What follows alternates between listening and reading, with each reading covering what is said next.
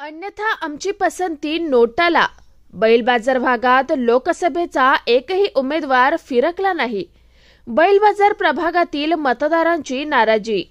कल्याण पश्चिमेकडील railway station लागत असलेल्या बैल बाजार परिसरात असलेल्या मुस्लिम बहुल वस्तीत मागील 10 वर्षात एकही लोकप्रतिनिधी फिरकलेला नाहीये। या भागात नागरिकांना प्रचंड समस्यांना सामोरं जावं लागतंय। याबाबत येथील एका महिलेने सांगितलं की येथे लोकप्रतिनिधी फिरकलेला नाही, त्यामुळे या भागाचा विकास झालेला नाही। तर आमच्या भागातील समाजसेवक नईम खान जे नेहमी आम्हाला मार्गदर्शन करतात, त्यांनी सांगितलं तर आम्ही त्या उमेदवाराला मतदान करू। यानंतर एका युवकाने सांगितले की आमच्या भागात 100 ते 150 कुटुंब राहतात।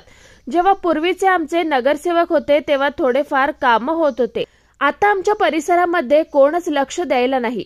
त्यामुळे येथील सामाजिक काम करणारे नईम खान हे आम्हाला पुढची दिशा सांगतील त्या पद्धतीने आम्ही मतदान करू। रेशमा अल्लाह बकर शेख। रेशमा जी, हुए क्या? कोई कुछ नहीं हुआ, ना कोई नेता आया है। इतना वोटिंग का चला है खेल, तो अभी तक कोई नहीं आया। यहाँ दिख रहा है तुमको विकास हुएला है, कुछ ही नहीं हुएला। अभी हमारे इधर पूरा 100-150 आदमी है, औरत सब है, सबके वोटिंग गिरते नहीं गिरते वैसे नहीं। अब के तो किसी को वोट डालना नहीं है। अभी जो नईम भाई बोलेंगे हम उनके थ्रू वो काम हमारा करके देंगे। हम वो जैसा बोलेंगे हम वैसा ही करेंगे। हम ना कोई नेता को गिनने वाले नहीं, जैसा वो नईम भाई बोलेंगे उनको ही गिनेंगे। अभी नागरिकांकडून माहिती मिळाल्यानंतर येथील समाजसेवक नईम खान यांच्याशी संपर्क साधला असता त्यांनी सांगितले की आमच्या भागात लोकसभेचे उमेदवार अजून फिरकलेले नाहीयेत।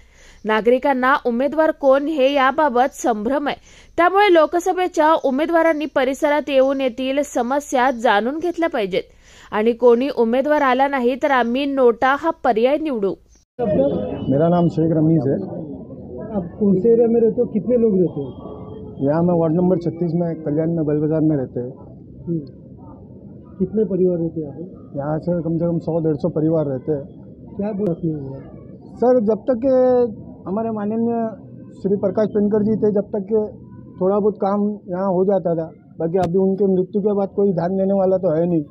तो हमारे जो नईम भाई है वो आते हैं, वही करते हैं, थोड़ा बहुत जो भी है उनसे जो होता है वो करते ही रहते हैं हमेशा हमारे लिए विकास का काम।